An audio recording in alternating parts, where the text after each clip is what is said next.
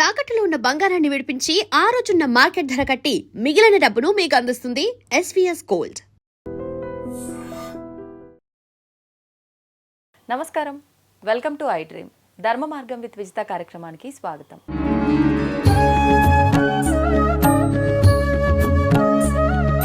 ప్రస్తుతం మనతో పాటు ఉన్నారు ప్రముఖ ఆధ్యాత్మికవేత్త అడ్వకేట్ జిఎం రావు గారు. ఇప్పుడు వారితో మాట్లాడి మరిన్ని విషయాలు తెలుసుకుందాం.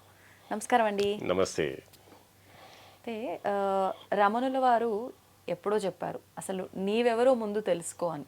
అంటే నేనెవరో తెలుసుకోవాలంటే ఏ మార్గాలు ఉన్నాయో కూడా ఆయన వివరించడం జరిగింది.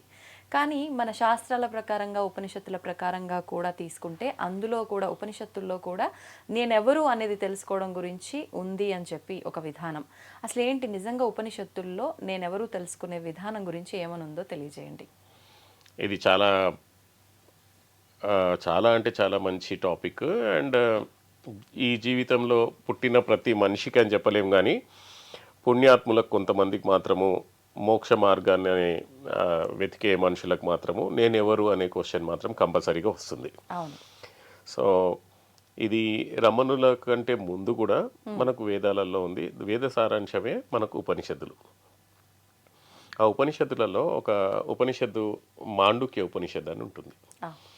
ఈ మాండుక్య ఉపనిషత్ అనేది ఏంటిదనంటే 12 మంత్రాలలో అసలు ఎంత డీటెయిల్గా ఎక్స్ప్లెయిన్ చేస్తుందంటే, నేను ఎవరు అని చెప్పడానికి అంత డీటెయిల్గా ఎక్స్ప్లెయిన్ చేస్తుంది. 12 మంత్రాలు అంటే చాలా చిన్న బుక్ ఉంటుంది. ఉపనిషత్తులోకి వెళ్ళాక చాలా చిన్న బుక్ ఉంటుంది. ఆ చిన్న బుక్ అనేది మొత్తం చాలా డీటెయిల్గా అసలు నేనెవరు అనేది చాలా డీటెయిల్గా ఎక్స్ప్లెయిన్ చేస్తుంది అనమాట.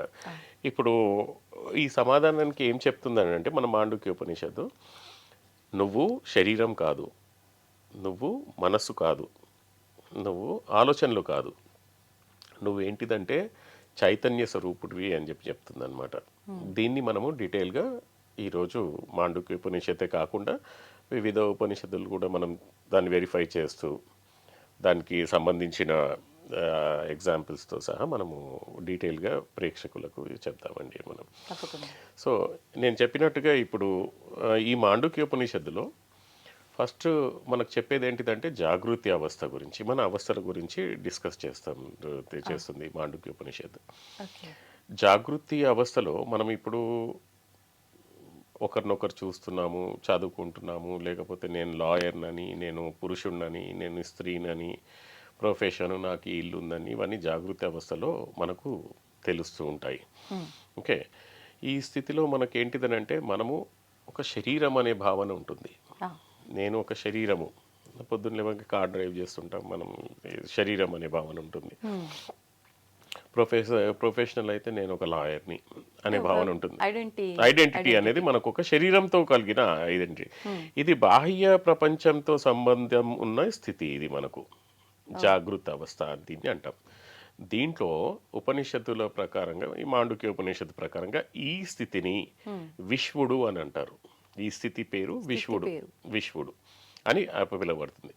కానీ ఇక్కడ ప్రశ్న ఏంటిదంటే అండి, మనము పడుకున్నాం అనుకోండి, ఈ లాయర్ ఎక్కడ వెళ్ళిపోతాడు, ఈ బిల్డింగ్లు ఎక్కడ వెళ్ళిపోతాయి, మనం క్వశ్చన్ డీప్గా వేసుకుంటే ఈ లాయర్ ఇవన్నీ ఎక్కడ వెళ్ళిపోతాయి అని దీనికి ఆన్సర్ చూద్దాం మనం. రెండో అవస్థ వచ్చేసి స్వప్న అవస్థ, స్వప్నం స్థితి. ఓకే, ఈ స్వప్న అవస్థను మన మాండుక్య ఉపనిషత్తు ప్రకారంగా తైజస అని పిలుస్తారు. ఈ అవస్థని కళల లోకంలో, నిద్రలో మనం ఎన్నో కళలు చూస్తుంటాం. అక్కడ మనకు మన మనసు అనేది ఒక డిఫరెంట్ ఒక ప్రపంచాన్ని సృష్టిస్తుంది. ఓకే, మనం కళలో ఒకసారి రాజు అవుతాము, ఒకసారి మన ఇంట పులిలు ఎంట పడుతుంటాయి, లేకపోతే భయానకమైన కళలు రావచ్చు, రియాలిటీలో అన్ని రావచ్చు. కళలో బాధపడతాము, కళలో సంతోషపడతాము. ఓకే, ఇక్కడ బాహ్య శరీరం పని చేయదు. ఇక్కడ మనం డీటెయిల్గా అనలైజ్ చేస్తే, జాగృత అవస్థకి స్వప్నావస్థకి మనం అనలిసిస్ చేస్తే బాహ్య శరీరం ఇక్కడ పని చేయట్లేదు. ఒక మనసే ఒక ప్రపంచాన్ని సృష్టిస్తుంది కళలో. ఓకే, ఈ స్థితిలో మనకేమంటాము, మనం ఇంతకుముందు చెప్పుకున్నట్టుగా తైజస్సుడు అని అంటాం, తైజస స్థితి. ఓకే, కళలో ఉన్నది మనము రాజుగా ఉన్నాం అనుకోండి, అది రాజు నిజమా లేకపోతే నిద్ర మేల్కి అయిపోయిన తర్వాత లాయర్ నిజమా అనేది మళ్ళీ ఇక్కడ కూడా ఒక క్వశ్చన్ మనం వేసుకోవాల్సి వస్తుంది. అవును. ఓకే, మూడో అవస్థ సుషుప్తి అవస్థ అని అంటాం. సుషుప్తి స్థితి లేకపోతే సుషుప్తి అవస్థ. దీంట్లో ఈ అవస్థ పేరు ఏంటిదంటే ప్రజ్ఞ, గాఢ నిద్ర అన్నమాట. ఈ గాఢ నిద్రలో మీరు బాగా అనాలిసిస్ చేస్తే ఇక్కడ కళలు కూడా ఉండవండి. అంటే గాఢ నిద్రలో ఉన్నప్పుడు కళలు కూడా ఉండవు మనకు. ప్రపంచం ఏమీ లేదు, అహంకారం కూడా లేదు మనకు. అంటే మనల్ని మనం మర్చిపోయి పడుకున్నాం, మనల్ని మనం ప్రశాంతంగా మర్చిపోయి అనుకుంటాం కదా. పడుకున్నాం. కానీ అక్కడ ఒక చోట నువ్వు ఉన్నావు. ఉన్నావు. ఓకే, సో లేవగానే మనం ఏం చేస్తాము, బాగా పడుకొని అసలు ఇంకా మనకు ఏ ఇది ఉండదు. మళ్ళీ పడుకున్న తర్వాత బాగా నిద్రల నుంచి లేచి అబ్బా నేను చాలా బాగా పడుకున్నాను అంటాం. అంటే బాగా పడుకున్నాను అనేది తెలుస్తుంది మనకు. ఓకే, ఈ స్థితిలో మనం ప్రజ్ఞుడు అంటాం. ఇక్కడ మనకు సుఖం ఉంది కానీ జ్ఞానం స్పష్టంగా లేదు. ఓకే, ఇది సుషుప్తి స్థితి. ఇప్పుడు మనము అనాలిసిస్ చేస్తే జాగృతి అవస్థలో మనం ఉన్నాము, స్వప్నావస్థలో కూడా మనం ఉన్నాము, గాఢ నిద్రలో కూడా మనం ఉన్నాము, కానీ తెలియట్లే. ఈ మూడు అవస్థలో మనం ఉన్నదాన్ని నాలుగో పేరు ఏమంటామంటే తుర్యం అని అంటాం. ఆల్రెడీ ఉన్న అదే తుర్యమే మనము. ఆ తుర్యమే మనము అనేదే ఈ మూడు అవస్థలలో ఉండి ఇది సాక్షిగా పనిచేస్తుంది అనమాట. ప్రతిదానికి సాక్షిగా ఉంది. జాగృతి అవస్థలో నీకు సాక్షిగా ఉంది, కళలో కూడా సాక్షిగా ఉంది. కళ చూసావని చెప్పి నీకు చెప్తుంది. గాఢ నిద్రలో కూడా సాక్షిగా ఉంది, నువ్వు పడుకున్నావు అని చెప్తుంది. ఇది తుర్యం. ఓకే, ఈ తుర్యం అనేది మనకు మేల్కున్నప్పుడు తెలుస్తుంది, కళలు వచ్చినప్పుడు తెలుస్తుంది, నిద్రపోయినప్పుడు తెలుస్తుంది. ఇదే సాక్షి చైతన్యము. ఓకే, దీన్నే మనకు మాండుక్య ఉపనిషత్తులో ఏమంటారంటే ఆత్మ. ఓకే, బ్రహ్మ అంటుంది మన మాండుక్య ఉపనిషత్తు. ఈ ఆత్మ గురించి మనము తెలుసుకునే ముందు మనము ఈ తుర్యం గురించి మాట్లాడుకున్నామండి మనం. ఓకే, సో ఈ తుర్యము అనే దానికి నేను ఇందాక చెప్పినట్టుగా ఈ మూడు అవస్థలలో సాక్షిభూతంగా ఉన్నది ఈ తుర్యం. ఓకే, ఒక ఎగ్జాంపుల్స్తో తీసుకుందాం. ఈ తుర్యం ఏంటిదంటే ప్రేక్షకులకు ఈజీగా అర్థమవుతుంది. ఎందుకనంటే ఈ మాండుక్యోపనిషత్తు గురించి చాలా పెద్ద పెద్ద వాళ్ళు చాలామంది ఇది మన వేదాలు చదివిన వాళ్ళు చాలా డీటెయిల్గా ఎక్స్ప్లెయిన్ చేశారు. కానీ ఇక్కడ ఈరోజు మనం చేసే ప్రయత్నం ఏంటిదంటే ప్రతి ప్రేక్షకులకు ఈజీ లాంగ్వేజ్లో అర్థమయ్యే రకంగా మనం ప్రయత్నం చేద్దాం. రియాలిటీ కింద తీసుకొని, రియాలిటీ లేకపోతే మనకు ఇది చేయదు. అయితే దాని గురించి అని చెప్పి ఈరోజు కొన్ని ఇప్పుడున్న జీవితానికి సంబంధించిన ఎగ్జాంపుల్స్ తీసుకుందాం. వేదకాలంలో సినిమా థియేటర్లు లేవు, కానీ ఇప్పుడు మనం ఒక సినిమా థియేటర్ ఎగ్జాంపుల్ తీసుకుందాం. సినిమా తెర ఒక ఉదాహరణగా తీసుకుందాం మనం ఇక్కడ తుర్యం అని తెలుసుకోవడానికి. ఓకే, సినిమా థియేటర్లో కథ మారుతుంది. ఒక మనిషి సంతోషము, దుఃఖము, యుద్ధము అన్నీ చూస్తాం మనం, కానీ తెర మాత్రం మారదు. తెర అదే ఉంటుంది. ఓకే, సన్నివేశాలనేటి మనం ఇక్కడ జరిగే సన్నివేశాలన్నిటిని జాగృత అవస్థతో మనం పోల్చవచ్చు. ఓకే, మధ్యలో చీకటి అయిపోతుంది సినిమా లైట్స్ ఆఫ్ చేయగానే. దీన్ని సుషుప్తి అవస్థతో పోల్చొచ్చు మనం. అంటే ఏమీ ఉండదు ఇంకా తెర పైన. ఓకే, ఇక తెర అనేది తుర్యం, అది మారతలేదు. అది తెర అక్కడే ఉంది, దాని మీద ఎన్నో సన్నివేశాలు నడుస్తున్నాయి. మనకు లైట్ ఆఫ్ కాగానే మనం గాఢ నిద్రలో ఉన్న ఎగ్జాంపుల్ తీసుకోవచ్చు, కానీ తెర మాత్రం తుర్యం, అది మారతలేదు. ఒక ఆధారము శాశ్వతమైనది. అయితే ఇక్కడ ఉపనిషత్తుల ప్రకారంగా మనం ఎగ్జాంపుల్ ప్రకారంగా మనం నేర్చుకోవాల్సిన మోరల్ ఆఫ్ ద స్టోరీ ఏంటిదంటే మనము పాత్ర కాదు, మనం తెర లాంటి వాళ్ళం. ఓకే, సో మన ఆత్మ అనేది మనకు బ్యాక్గ్రౌండ్లో పనిచేస్తూనే ఉంది. అది ఈ శరీరం అనేది కాదు, ఎన్నో శరీరాలు ధారించింది, ఎన్నో రోల్స్ పోషించింది. ఈ రోల్లో మీరు యాంకర్, ఈ రోల్లో నేను లాయర్ని, పోయిన రోల్లో మనకి ఏముండేనో మనకు తెలియదు, కానీ ఆత్మ మాత్రం ఒకటే. ఓకే, ఈ ఆత్మనే మనం తుర్యం అని అంటాం మనం. ఇంకొక ఇప్పుడు నిజ జీవితం ఎగ్జాంపుల్, ఎందుకంటే ఇప్పుడు ఉన్న ఎగ్జాంపుల్స్ మనం ఈ లోకంతో మనం చూద్దాం. ఉపనిషత్తులలో అక్కడ విద్యుత్ లేదు, కానీ ఇప్పుడు ఒక విద్యుత్ ఎగ్జాంపుల్ తీసుకుంటే విద్యుత్తో మనకు ఫ్యాన్ పనిచేస్తుంది, విద్యుత్తో కెమెరా పనిచేస్తుంది, విద్యుత్తో లైట్స్ పనిచేస్తున్నాయి, ఎన్నో రకాలుగా. కానీ పరికరాల పేరన్నీ వేరు, కానీ విద్యుత్ మాత్రం ఒకటే. ఆ విద్యుత్ వల్లనే ఇవన్నీ నడుస్తున్నాయి. ఓకే, ఈ పరికరాలు మనం మన ఎగ్జాంపుల్తో పోల్చుకుంటే ఈ పరికరాలు ఏంటిదంటే శరీరము, మనస్సు, బుద్ధి అనేది ఈ పరికరాలు. ఓకే, విద్యుత్ అనేది తుర్యం, ఇది ఇవన్నిటినీ నడిపించేది విద్యుత్. సో ఇక్కడ మనకు తుర్యంగా చూడాలి. ఓకే, పనులు మారిన ఆధారమైన చైతన్యం మాత్రం మారదు. ఇంకో ఎగ్జాంపుల్ మనం తీసుకుంటే సముద్రము, అలలు. ఓకే, సముద్రం మాత్రం శాశ్వతం, అలలు వస్తుంటాయి పోతుంటాయి. ఓకే, అలలు అనేది అనుభవాలు మనకు. ఓకే, సముద్రం అనేది తుర్యం అని చెప్పి మనం ఒక ఎగ్జాంపుల్ తీసుకోవచ్చు మనం ఇక్కడ. ఓకే, అలలు అనేది అలల అని భావించడం అనేది ఒక చిన్న పరిమితి. సముద్రం అనేది తెలుసుకోవడం తుర్యబోధ, అసలు నేను ఎవరు అనేది తెలుసుకోవడం తుర్యబోధ. ఇప్పుడు మనకు అనుభవాత్మకమైన ఒక ఎగ్జాంపుల్, ప్రత్యక్ష ఎగ్జాంపుల్ ఏంటిదంటే ఇది జనరల్గా మనము అనాలిసిస్ చేయడానికి. ఇంతకుముందు కూడా ఒక దాంట్లో మనం మాట్లాడుకున్నాం, మన కన్నుని చూసుకోలేదు, ఇజంట్ ఇట్? మన కన్నునే చూసుకోలేదు.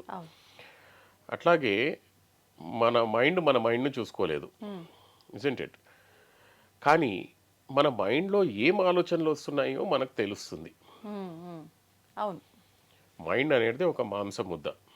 ఓకే, సో మైండ్ని అయితే చూసుకోలేదు కదా లా ప్రకారంగా, కానీ మన మైండ్లో ఏం ఆలోచనలు వస్తున్నాయో తెలుస్తూ ఉంది. సో ఆ ఆలోచనలు మనకు ఎవరు తెలుసుకుంటున్నారు, ఎట్లా తెలుస్తుంది అనేది, అది ఆ చైతన్య శక్తినే మనము ఏమంటామంటే ఇక్కడ తుర్యం అంటాం. అదే ఆత్మ, అదే బ్రహ్మము. ఈ రెండింటిని గమనిస్తూ ఇప్పుడు నేనెవరు, ఆ ఆలోచనలకు వాటికి లేమిగా మనం సాక్షిగా ఉన్న నిశ్శబ్ద అవగాహన, అంటే అన్నిట్లో మనము సాక్షిభూతంగా ఉన్నాం మనం. ఓకే, సరే, ఇప్పుడు నేను ఎవరు అనేది ఉపనిషత్తులు ఏం చెప్తున్నాయి అనుకున్నాం మనం. ఇందాక మాండుక్యోపనిషత్తు గురించి చూసాం. మాండుక్యోపనిషత్తు ప్రకారంగా మనకు జాగృత అవస్థ, స్వప్నావస్థ ప్లస్ సుషుప్తి అవస్థ, దాంట్లో తుర్యం అనేది మనం చూసుకున్నాం. ఇప్పుడు చాందోగ్య ఉపనిషత్తు ఉంది, దాంట్లో ఏమంటామంటే ఇందులో ఉద్దాలకుడు తన కుమారుడు శ్వేతకేతుకు ఇలా చెప్తున్నాడు అనమాట. అదేమంటున్నాడంటే తత్వం అసి. అయ్యప్ప స్వామి టెంపుల్ దగ్గర పోయినప్పుడు కూడా అక్కడ తత్వం అసి అని ఉంటుంది. ఓకే, నువ్వే ఆ పరమాత్మ అని చెప్పేసి. ఓకే, అంటే ఈ విశ్వాన్ని నడిపిస్తున్న పరమసత్యం బ్రహ్మం, అది మనలోనే ఆత్మగా ఉంది అని తెలుసుకోవడం అన్నమాట ఇక్కడ. ఓకే, సో నువ్వు ఎవరు అని చెప్పడానికి ఇక్కడ చాందోగ్య ఉపనిషత్తులో కూడా ఈ వర్డ్స్ యూజ్ చేశారు. ఇంకొక దాంట్లో మనకు సర్వం కల్విదం బ్రహ్మ, సర్వం కల్విదం బ్రహ్మ, ఇవన్నీ వాక్యాలు అనమాట, ఇవి ఉపనిషత్తుల నుంచి వాక్యాలు. ఇందులో ఇక్కడ సర్వం అని అంటే కనిపిస్తున్న సమస్త జగత్తు. ఓకే, ఉదాహరణ మట్టి కుండలు. ఓకే, కుండలు, పాత్రలు రకరకాలుగా ఉంటాయి. మట్టితోటి తయారు చేసిన కుండ ఉండొచ్చు, మట్టితోటి తయారు చేసిన పాత్ర ఉండొచ్చు, మట్టితోటి తయారు చేసిన గ్లాస్ ఉండొచ్చు. అవి పాత్రలు అన్నీ వేరువేరుగా కనిపించిన అవన్నీ మట్టియే. అలాగే జగత్తు మొత్తం బ్రహ్మస్వరూపం. ఈ చెక్క ఉండొచ్చు, ఇది ఉండొచ్చు, ఇవన్నీ. కానీ ఇవన్నీ ఏంటిదనంటే మనకు బ్రహ్మస్వరూపం. దాని గురించి మనకి ఇక్కడ ఏంటిదంటే సర్వం కల్విదం బ్రహ్మ అని చెప్పి చెప్పారు. బృహదారణ్యక ఉపనిషత్తులో ఇలా చెప్తుంది అనమాట, నేతి నేతి అని. ఎప్పుడైనా నేను ఉంటారు నేతి నేతి అంటే ఇది కాదు. ఓకే, అంటే నేను శరీరం కాదు, నేను భావాలు కాదు, నేను ఆలోచనలు కాదు, ఇవన్నీ మారిపోతాయి. మారనిది ఒకటే ఏంటిదంటే ఆత్మ. ఇందాక మనము చెప్పుకున్నట్టుగా మనకు శరీరాలు ఎన్నో తీసుకుంటాం మనం. అంటే అందరు అనుకుంటారు ఇది ఒకటే జీవితం అని అనుకుంటాం, కానీ ఎన్నో శరీరాలు తీసుకొని ఉండొచ్చు, కానీ ఆత్మ మాత్రం అదే. ఇప్పుడు సులభమైన ఉదాహరణలోకి వెళ్తే అద్దంలో మన ప్రతిబింబం మారుతూ ఉంది. అద్దం ముందర మనం నిల్చుంటాం, చిన్నప్పుడు కూడా నిల్చుంటాం, చూసుకుంటాం, మధ్యలో నిల్చుంటాం, చూసుకుంటాం. ఓకే, బాల్యం ఒకలా, వృద్ధాప్యం ఒకలా, ఇంకోలా కనిపిస్తుంది, కానీ చూస్తున్న నువ్వు మారలేదు. ఓకే, మనం చూస్తున్న మనం మారలేదు, అదే ఆత్మ. హ్మ్. ఓకే, సో ఆత్మ అనేది అలాగే ఉంటుంది, అలాగే బట్ మన శరీరం చిన్నప్పటి నుంచి పెరుగుతూ వస్తుంది, బట్ ఆత్మ మాత్రం అదే, ఆత్మ మారట్లేదు ఇక్కడ. ఓకే, ఈశావాస్య ఉపనిషత్తు ప్రకారంగా ఈ విశ్వమంతా ఆ పరమాత్మతో ఆవిరించబడి ఉంది. ఆ. ఓకే, ఈశావాస్యం ఇదం సర్వం అని చెప్పి వాక్యం. హ్మ్. ఈ విశ్వమంతా పరమాత్మతో ఆవిరించబడి ఉంది అని చెప్పేసి. తైత్రీయ ఉపనిషత్తు ప్రకారంగా సత్యం జ్ఞానం అనంతం బ్రహ్మ అని అన్నారు. హ్మ్. అంటే దేవుడు లేకపోతే బ్రహ్మ అని చెప్పి తెలుసుకోవడానికి కొన్ని క్వాలిటీస్ ఇక్కడ. అవును. సత్యము, జ్ఞానం. జ్ఞానము, అనంతము, బ్రహ్మ అని చెప్పింది అనమాట. ఓకే, ఇక్కడ ఆధ్యాత్మిక వ్యాఖ్యానంలో మనము ఆలోచిస్తే బ్రహ్మం, సత్యం అనేది చూస్తే మనకు మార్పు లేనిది, హ్మ్. సత్యం సత్యమే. ఓకే, జ్ఞానం అనేది స్వయం ప్రకాశం. హా. ఓకే, అనంతం అనేది కాల దేశ పరిమితులు లేకుండా ఉండేదాన్ని అనంతం అంటాము. ఈ లక్షణాలు ఆత్మకే వర్తిస్తాయి. హ్మ్. ఓకే, కాబట్టి అందుకే జీవ బ్రహ్మ ఐక్యం అని చెప్పి మనం ఇక్కడ అంటాం. మనం ఎన్ని ఉపనిషత్తులు ఇప్పుడు చూసాము. ఓకే, జ్ఞానం అంటే ఏంటిది? యా. అద్వైతంలో మోక్షం అనేది కొత్తది పొందడం కాదు. ఓకే, తప్పు గుర్తింపును విడిచిపెట్టడం. తప్పు గుర్తింపు అంటే నేను శరీరాన్ని. జ్ఞానం అనేది రియల్ నాలెడ్జ్. అవును. ఓకే, ఇప్పుడు మనము జ్ఞానంలో అజ్ఞానం అని చెప్పడానికి ఏంటిదనంటే నేను శరీరం అనుకోవడం అజ్ఞానం. హ్మ్.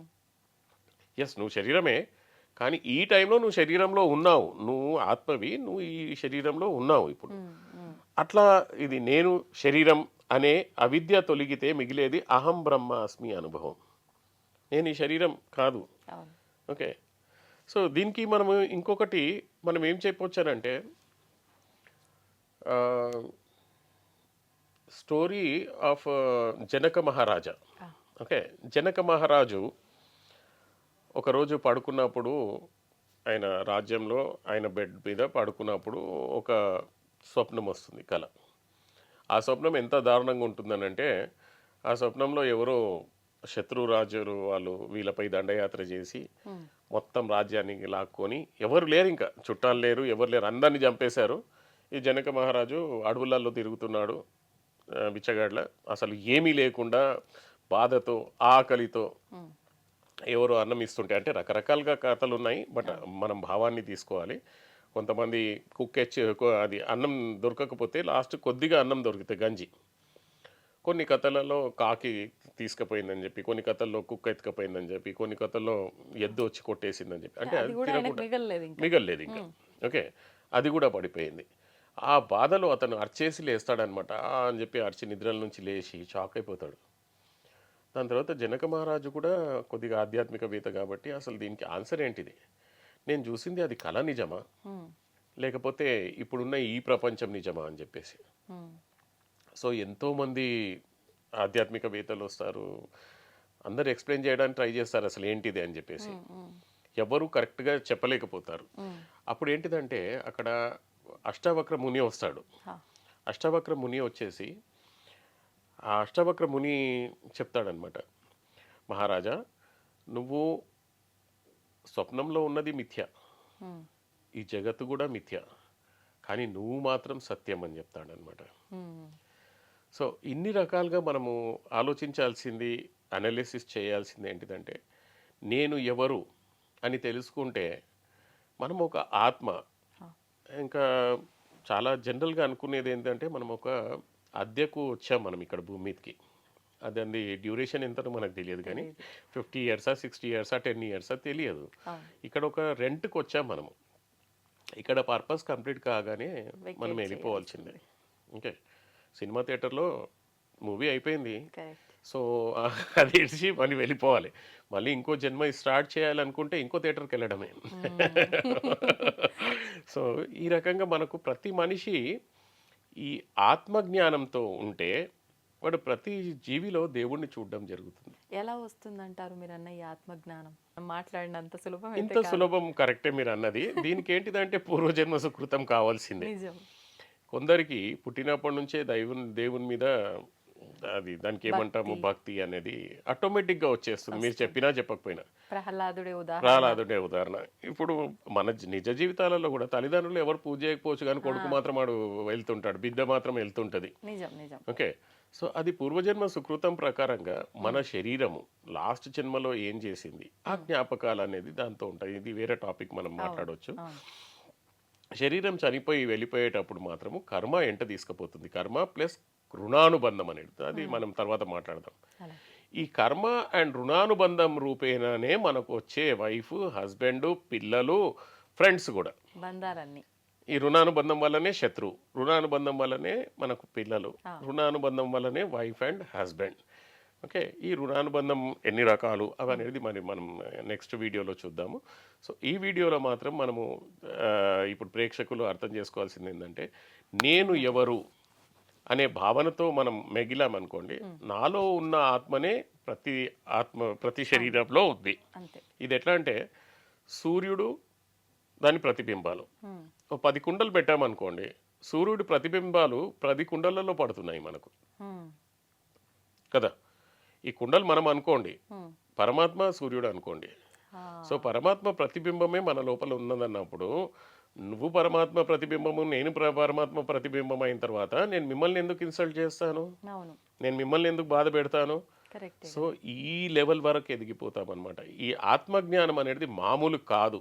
దీని గురించి ఎంతో మంది తపస్సు చేసి తప్పించిపోతుంటారు. ప్రతి జీవిలో ఉన్న ఆత్మ పరమాత్మ స్వరూపమేనా? అంటే జంతువులు, ప్రతి ఆత్మ, ప్రతిది ఈ భూమి మీద ఉన్నది మ్యాక్సిమంగా ప్రతిదీ ఒక ఆత్మనే. ఒక చెట్టు కూడా ఒక ఆత్మనే. జీవితంతో అంటే జీవంతో ఉన్న ప్రతిదీ దాంట్లో ఒకటి ఆత్మ ఉంది.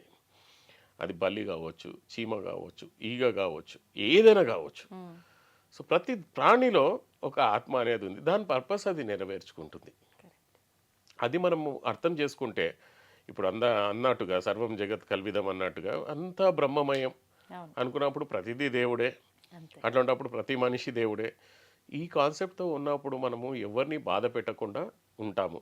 అండ్ మీకు ఇందాక చెప్పినట్టుగా మీరు విని ఉంటారు కథలు, ఆత్మజ్ఞానం అనేదే మోక్షము.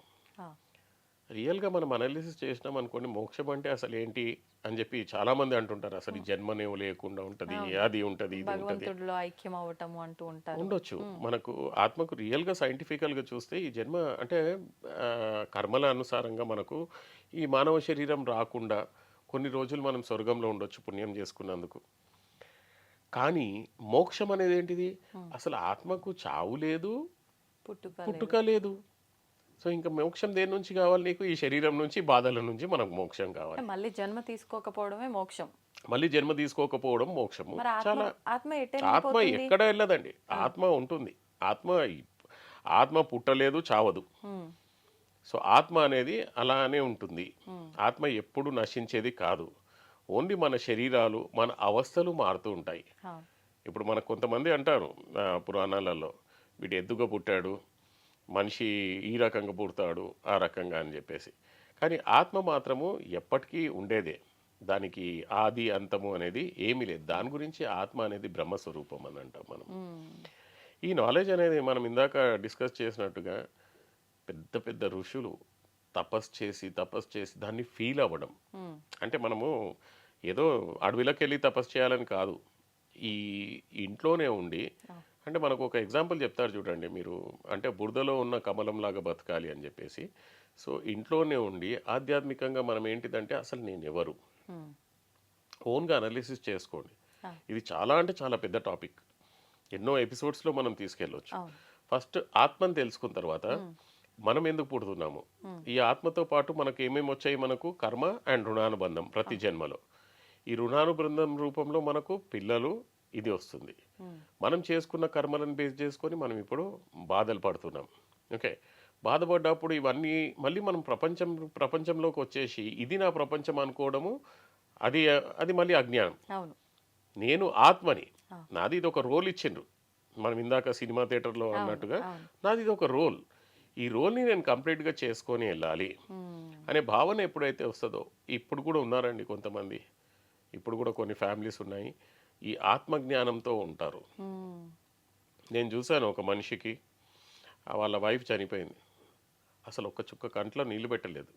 ఆయన మంచి వేదాలు అవి చదివిన పర్సన్, ఒక చుక్క కంట్లో నీళ్ళు పెట్టలేదు. అతనికి అడిగితే అతను అన్నాడు, ప్రతి మనిషిది ఇదే, అండ్ మరణం అనేది శోకించవలసిన ఇది కాదు, ఆమె ప్రమోషన్, ఇక్కడ చేసుకున్న పుణ్యాల వల్ల దానివల్ల ఇంకో జన్మెత్తబోతుంది, ఇది సంతోషమైన విషయం. కానీ మనం దీన్ని దుఃఖపడి ఆత్మని ఎందుకు దుఃఖించాలి? చాలా తక్కువ మందిలో ఉంటుంది ఇట్లాంటి చాలా అంటే చాలా హైయెస్ట్ అండి. సో ఈ నాలెడ్జ్ అనేది మనకు ఇప్పుడు చాలా అవసరం.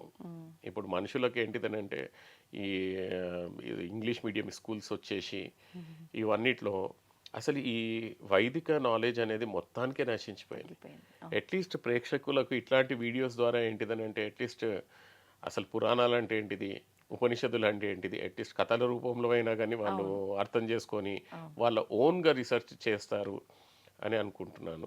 అండ్ ఇంకోటి ఏంటిదంటే నేను ప్రేక్షకులకు చెప్పేది, అందరికీ మీకు ఎవరికైనా కానీ టైం దొరికితే మాత్రము మాండుక్య ఉపనిషద్ అని చెప్పేసి ఇంటర్నెట్లో కూడా దొరుకుతుంది, ఇంగ్లీష్లో, తెలుగులో, హిందీలో, అన్నిట్లో డౌన్లోడ్ చేసుకోండి. అమౌంట్ పెట్టి కొనాల్సిన కూడా పని లేదు. మీరు కొనాలనుకుంటే మీరు మార్కెట్లో వెళ్తే చాలా సింపుల్ రామకృష్ణ మఠలో దొరుకుతుంది.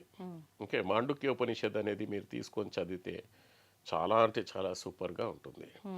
అపార్ట్ ఫ్రమ్ దాట్ అసలు దీని మీద టోటల్ డెడికేటెడ్ వీడియో చూడాలనుకుంటే మాత్రము మన యూట్యూబ్లో హూ ఆమ్ ఐ అని ఒక వీడియో ఉంటుంది, స్వామి సర్వప్రియానంద. అది almost 2 to 3 hours video, 2 videos ఉంటాయి. And he explained everything in very very minute detail. So that తెలుగునా ఇంగ్లీష్ ఏ లాంగ్వేజ్ లో ఉన్నాయండి? అది ఇంగ్లీష్లో ఉందండి వీడియో. వీడియో ఇంగ్లీష్లో ఉంది, ఇంగ్లీష్లోనా హిందీలో ఉంది, హిందీలో ఉంది. కానీ చాలా అంటే చాలా సూపర్ ఎక్స్ప్లెయిన్ చేశాడు. సో ఇక్కడ ఏంటిదంటే మనము మన ప్రేక్షకులకు అనుగుణంగా మనం ఏంటిదంటే విత్ ఎగ్జాంపుల్స్తో సహా ఎక్స్ప్లెయిన్ చేసామండి. అండ్ మీరు కానీ మన ప్రేక్షకులు కానీ ఓకే వీడియో చూసిన ప్రతి వాళ్ళు మీరు దీనిపైన ఏమనుకుంటున్నారో కామెంట్ చేయండి, దానిపైన నేను ఆన్సర్ చేస్తాను. తప్పకుండా, నిజంగా మంచి ఆలోచన. అంటే వాళ్ళకున్న డౌట్స్ అక్కడ వాళ్ళు కనుక రాయగలిగితే దాన్ని బట్టి ఇంకొక కొత్త సబ్జెక్ట్ మనం వాళ్ళకి తెలియజేయచ్చు. ఇప్పుడు లాస్ట్ వీడియోలో మనం చేసింది భార్యాభర్తలు రుణానుబంధము భార్యాభర్తల రూపంలో వస్తారా అని చేశాము. అది చాలా ఆల్మోస్ట్ కొన్ని వేలలో వ్యూస్ వచ్చాయి 3-4 డేస్లోనే. అండ్ కామెంట్స్ కూడా చాలా బ్యూటిఫుల్ కామెంట్స్ వచ్చాయి. నా వైఫ్ అండ్ పిల్లలు చనిపోయారు, మళ్ళీ నాకే పుడతారా, ఇట్లాంటి క్వశ్చన్స్ అనేవి చాలా వచ్చాయి. చాలా సిల్లీగా అనిపిస్తుంది డిస్కస్ చేస్తే, కానీ ప్రతి ఒక్కరిలో ఇలాంటి డౌట్స్ చాలా ఉంటాయండి. అండ్ ఈ కాలంలో ఈ నాలెడ్జ్ అనేది కూడా చాలా ఇంపార్టెంట్ మనకు. అవును, నిజంగా. అంటే ప్రతి మనం వేసే అడుగు చాలా జాగ్రత్తగా వేయాల్సిన అవసరం ఉంది. ఇలాంటివి తెలుసుకుంటే నిజంగా జాగ్రత్త కూడా అవసరం లేదు, ఆటోమేటిక్గా ఫాలో అయిపోతాం. చాలా సింపుల్ అనిపిస్తుంది. ఏదైనా కానీ మనకు ప్రాక్టికల్గా పెట్టుకోవాలండి. అంటే ఇప్పుడు మనము తప్పులు చేయకూడదు. డైలీ ఏదో ఒకటి వింటుంటాం కదా, కర్మ అంటే 3 రకాలుగా ఉంటుంది. ఇప్పుడు చేసుకునేది ఆగామి కర్మ, దీన్ని మనం కంట్రోల్ చేసుకోవాలి.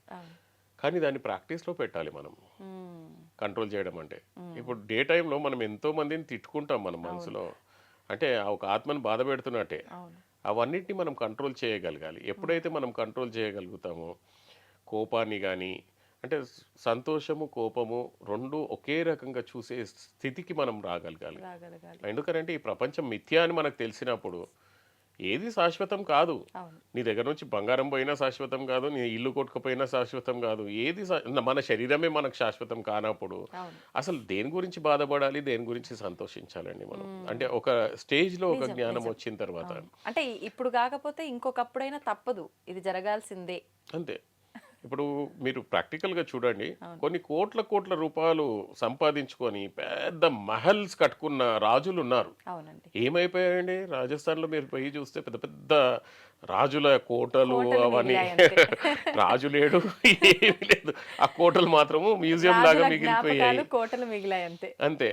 కానీ ఆ కోటలు కట్టడానికి ఎన్ని ప్రయత్నాలు చేసి ఉంటాడు పాపం, అసలు ఎన్ని సంపాదించుకుందామని చెప్పి.